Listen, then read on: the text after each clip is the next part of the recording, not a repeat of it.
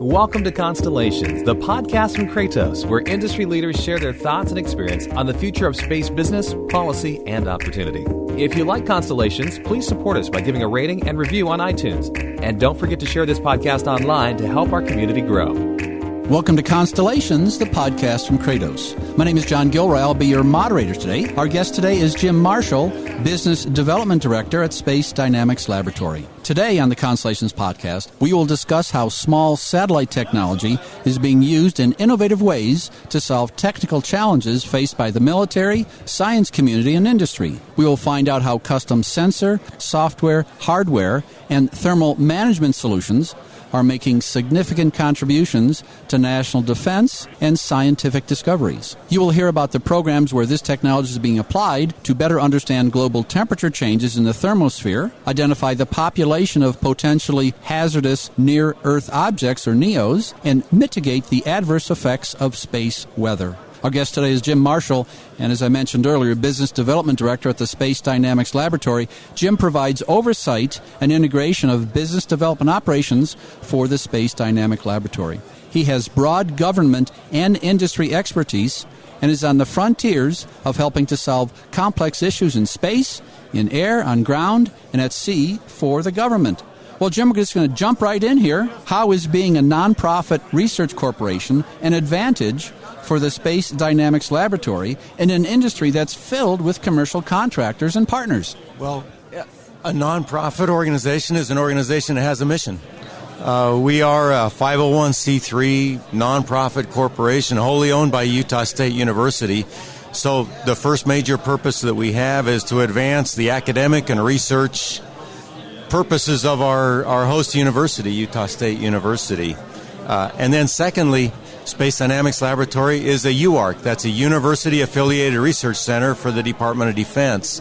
That's something that was established back in 1996 to make sure that the DoD helped us to maintain certain core competencies that are vital to the DoD. So every new opportunity that we have, we measure against those two purposes. Does it serve the university and does it serve the national interest? We're not driven by quarterly earnings. I used to work in the corporate world. I enjoyed it. And they have a worthy role to play in the ecosystem, but we really see ourselves as being in a different space. I've talked and I've written about public-private partnerships all the time. You know, in areas like agriculture, in areas like space, in areas like communications like DARPA, it just makes sense because there's certain limitations that commercial companies have and certain strengths that government has and nonprofits have, and they put them all together, and 1 + 1 + 1 can be 5. I mean, I think that's the role of a nonprofit, is trying to act as an intermediator, an interloper between all these various factions. So when it comes to smallsat technology, here we are at the Smallsat show. What are the advantages of smallsat technology that can help your organization provide innovative solutions for the government? The first one is cost. I believe that we're in an era where budgets are going to get tighter and tighter. Not that there's less money, there's just so much to do with it. I think small satellites allow us to demonstrate new technologies on cheaper platforms, and we still have a very disciplined engineering process, but we're applying it to cheaper parts and cheaper platforms and things like that. You can launch a lot of small satellites on a single launch vehicle. So I think in that sense, you're beginning to see a lot of the promises fulfilled that we've been making here at the Small Satellite Conference for a couple of decades.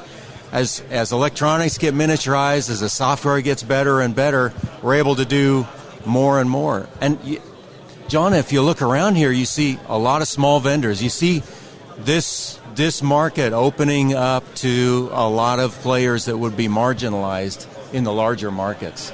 So it's a lot of fun. On the NASA side, when we do the work for NASA, we're doing really focused, really valuable science investigations from small satellite platforms that we're actually starting to get some traction. And I don't know if you have time for stories, but I've been director of business development here for 13 years, and 10 or 15 years ago, we were turning in NASA Explorer proposals that had small satellites in them, and we were just getting clobbered. And I think that the reason for that, there were two reasons for that. I think NASA wasn't quite ready to embrace the risk profile of small satellites, and they've become much more willing to do that now. And I think our own team was having a hard time embracing the rigor that it was going to take to really fly real science investigations on small satellites. And last year we won 2 Explorer proposals. So I've got this bookshelf in my office where I've got 12 or 13 losing proposals, and then I've got the NASA award letters framed. I've got 2 of them framed in my office now, and so I think that NASA as a customer is ready to embrace small satellites, and I think that a lot of the players that are doing small satellites have really increased the engineering rigor that we're applying. And the range of capabilities for SmallSats is just amazing. Last year I sat in this booth and I saw a gentleman from the Air Force walk by. And I figured, well, yeah, that makes sense. Then I saw a gentleman from the Army walk by. And I said, okay. And then we had a Marine walk by. And I said, this must be a real wide range of applications for that's coming out of the labs or the small businesses. Or maybe your organization is spawning small businesses as well. I think you might be.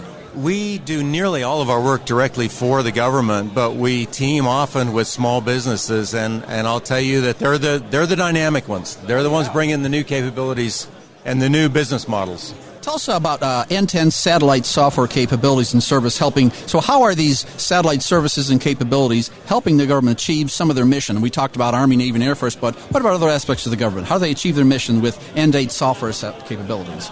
For one thing, if you have an end-to-end solution, then our customer doesn't have to integrate across a bunch of modules that came from various vendors. I'm a fan of standards-based tools so that we can help our customers avoid vendor lock. And everything that we do is modular and extensible. We're the Space Dynamics Laboratory, but we've got a 25-year legacy of doing software to exploit aircraft-based tactical reconnaissance imagery and radar and other kinds of data. So we have this long history of building modular software that you can integrate in different ways for different applications. And we're doing that in the space domain now, where we're either processing and helping to disseminate data coming off of spacecraft, or we've got end-to-end software for running a mission operations center for small satellites. Well, before the interview, we were chatting, and we talked about this concept of reusable core flight software for small spacecraft, and you may use the word modular. There are other companies in the United States that are using terms like low code and no code and reusable software. It's getting to the point where people, maybe in order to be more agile and flexible, they have to develop software quicker, so they have to rely more on modular components and writing every code from the beginning. Is that right? Yeah, it is. I remember early in my career, I felt like every program we did, it's like we'd never done it before. It's hard to start every race from a flat-footed start. And so when the space engineers get together, they usually talk about hardware and stuff like that, but the software stack is really the key to our small satellite architecture. We have an architecture that we call Pearl. It's built around a modular avionics stack and a modular software stack that goes along with it. We've got a very robust software development group. A quarter of our technical staff or more are software engineers. That many? So, wow. And it used to, when I got into the space business a few decades ago, it seemed to be all about hardware. And now it's the software stack is really it really tends to be your secret sauce. So when a customer comes to us and says, "We like what you did for us last time. Can you do this next thing?" We're not starting from a flat-footed start. Customize existing modules, customize existing stuff. And the other thing, I guess, that maybe is an artifact of our nonprofit status is that our customers pay us to develop the software that we have, and therefore we grant to the government full government purpose rights with no royalty fees. We really try to avoid holding our government customers hostage with our intellectual property strategies. And that seems to really help us get traction with some of these customers. Well, let's talk a little bit about the software, your spacecraft platform for small satellite missions. So give me some examples how that's being used today. I'm just loading RAM. So we're doing NASA science investigations from CubeSat platforms. Sometimes we're providing the satellite. Sometimes we're providing the payload. Sometimes we're providing software for it. We're teamed with some of the great universities and great principal investigators or scientists in the country to do those.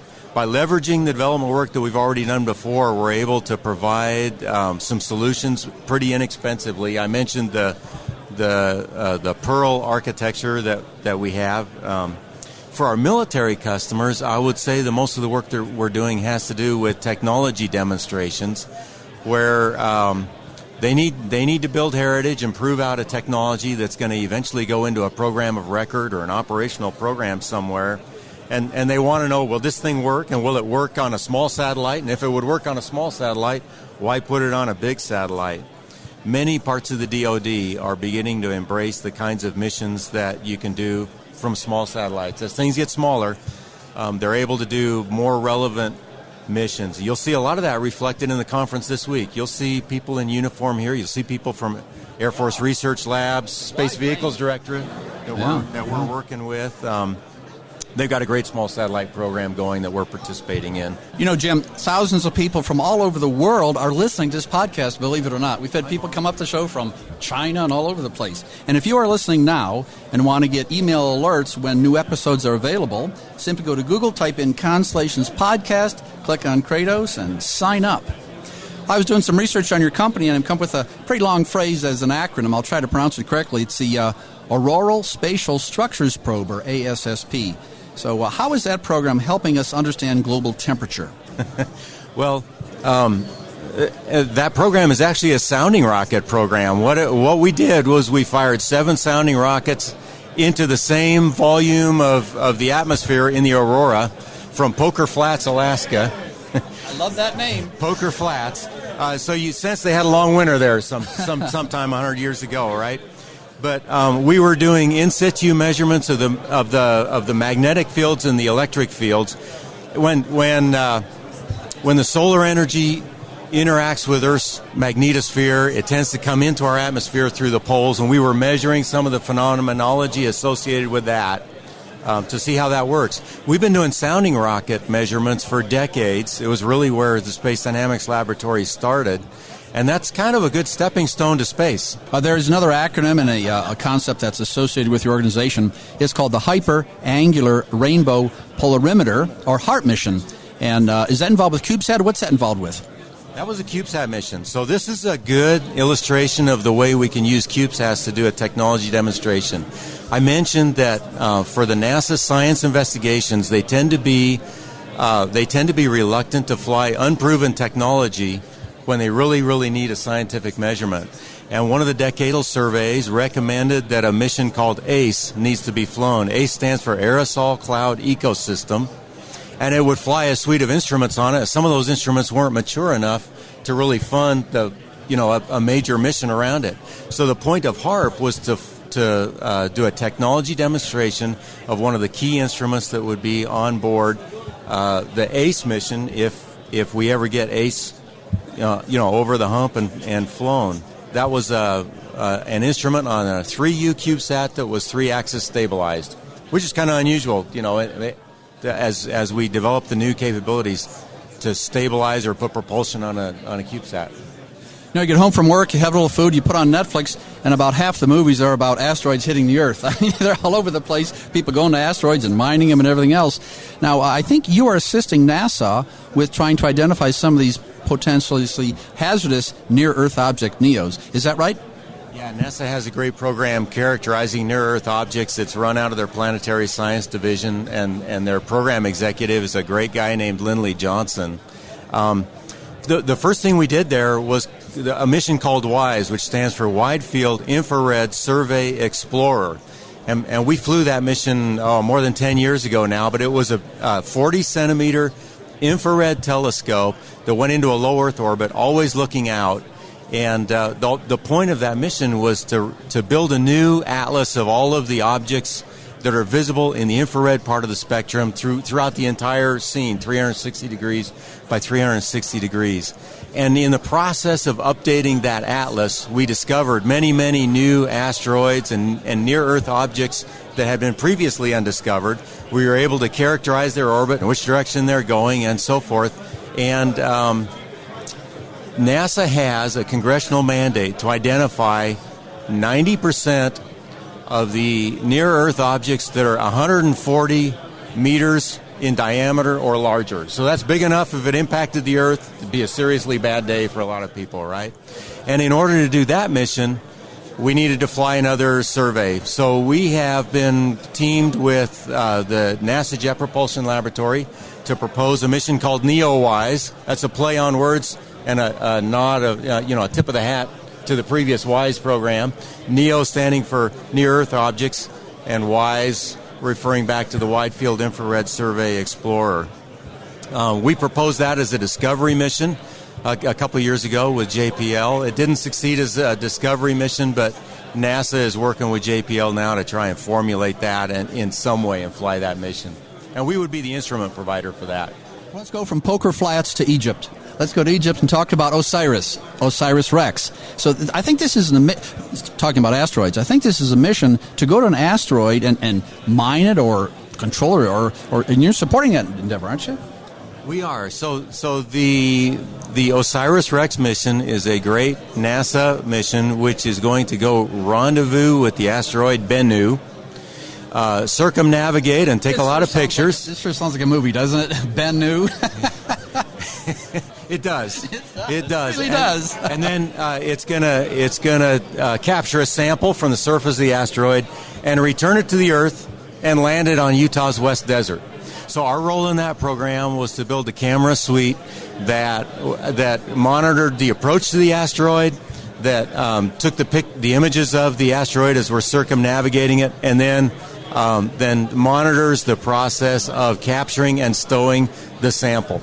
That was our role. And what that does for Space Dynamics Laboratory is it helped us to establish a heritage in the planetary sciences, in planetary missions. Now, we're preparing some instruments to go out to Europa. Wow. Our next planetary thing. So most of our heritage had been in near-Earth orbits, and now we're getting out farther into space. You talk about Bennu and Europa. You're going to recruit a lot of college students. I'm sure you get a lot more applications just so people hear about this. This is kind of an exciting concept. I was in the metro in Washington, D.C., and I saw a couple of teenagers approach me, and I thought they have like rock and roll. They had NASA T-shirts on.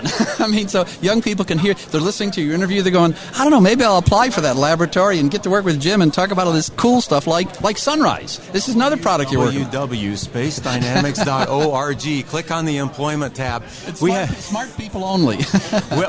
and we have 875 employees at Space Dynamics Lab, and 150 of them are college students. Wow. They're working for us part-time. We've got interns from all over the country, and it is a great place for young people to come and develop their skills in this world. And we'll try and hang on to you, and if you don't want to stay in Logan, Utah, you can find work anywhere. Yeah, more and more young people these days want a mission or a passion, and you can provide that. So tell us about Sunrise and your NASA work with Sunrise. Well, I mentioned to you that I've got 2 NASA award letters framed on my wall. Sunrise is one of them.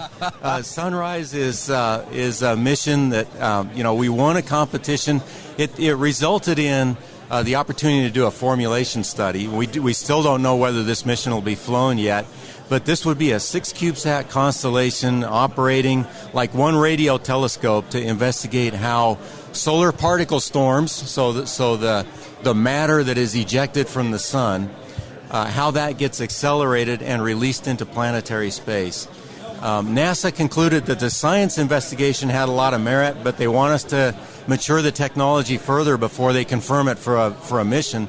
We're teamed there with a great principal investigator named Justin Casper at University of Michigan, and with Jet Propulsion Lab. We've got a great relationship with the NASA Jet Propulsion Lab. Well, we're on the campus here of Utah State University. They've got a football team just near the parking lot here, and I'm sure they practice a 2-minute drill. So I'm going to give you a 2-minute drill here, Jim. So 2-minute drill here.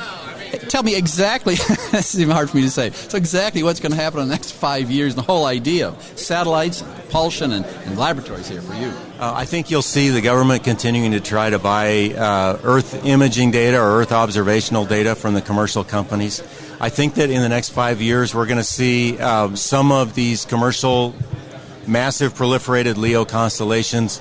We'll know whether they succeed or not, and I think you'll see the government trying to embrace those.